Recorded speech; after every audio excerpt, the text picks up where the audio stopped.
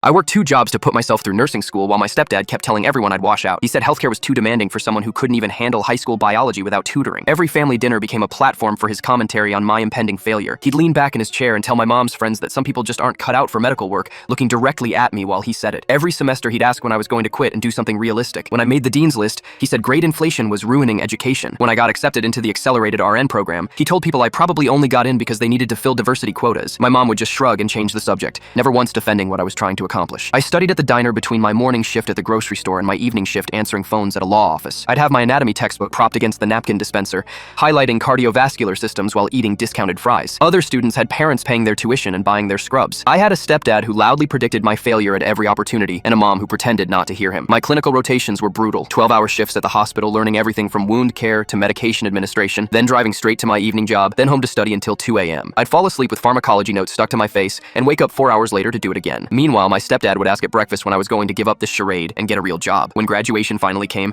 I sent my mom the ceremony details 6 weeks in advance. She said she'd be there and would make sure he came too. The morning of graduation, she called. He had a golf game he couldn't reschedule. She said she'd try to make it after helping him load his clubs, but she never showed. I walked across that stage alone, accepted my diploma alone, and took a selfie in my cap and gown alone in the parking lot. 2 weeks later, my younger stepbrother Tyler graduated high school with a 2.8 GPA. They threw him a massive party, rented a hall, hired a caterer, invited 80 people. My stepdad gave a speech about how proud he was, how Tyler was going to do great things. I'd gotten a card with $20 in it for my nursing degree. Tyler got a used car and a college fund contribution. Whatever. I got hired at County General's ICU within 3 weeks of graduation. Good pay, intense work, exactly what I wanted. The unit was fast-paced and demanding, exactly the environment my stepdad said I'd never survive. I took every complicated case they'd give me, learned from the senior nurses, and proved myself with every shift. 6 months in, I'm pulling a double shift on a Wednesday night. It's 11 p.m. and I'm exhausted, running on coffee and spite. A trauma case comes through the ER. Car accident, single vehicle, rolled on the highway. Middle-aged man, critical condition, multiple injuries. They wheel him into my unit and I grab the chart to review while the ER team gives report. I look down at the name. My stomach drops. It's my stepdad. He's unconscious, intubated, with a fractured pelvis, broken ribs, and internal bleeding. They're monitoring closely. He looks smaller than I remember, vulnerable in a way I've never seen him. The ER doctor finishes report and the charge nurse assigns me as his primary nurse for the next 12 hours. The attending physician pulls me aside. He knows it's my stepdad from the emergency contact information. He asks quietly if I can handle this assignment or if we need to reassign him to another nurse. No judgment either way, he says. This is a difficult situation. I look at my stepdad lying there helpless, the man who spent 4 years telling me I'd never be good enough for this work. I tell the physician I've got it. For the next half day, I do my job. I monitor every vital sign, adjust his medications, coordinate with the trauma surgeon and orthopedic specialist. I check his breathing, manage his pain, watch for complications. I do exactly what my expensive education trained me to do. The education he said was a waste of time and money. He wakes up around hour 9, groggy and confused from the sedation. His eyes move around the room trying to orient himself. Then he sees me standing there in my scrubs, checking his IV pump,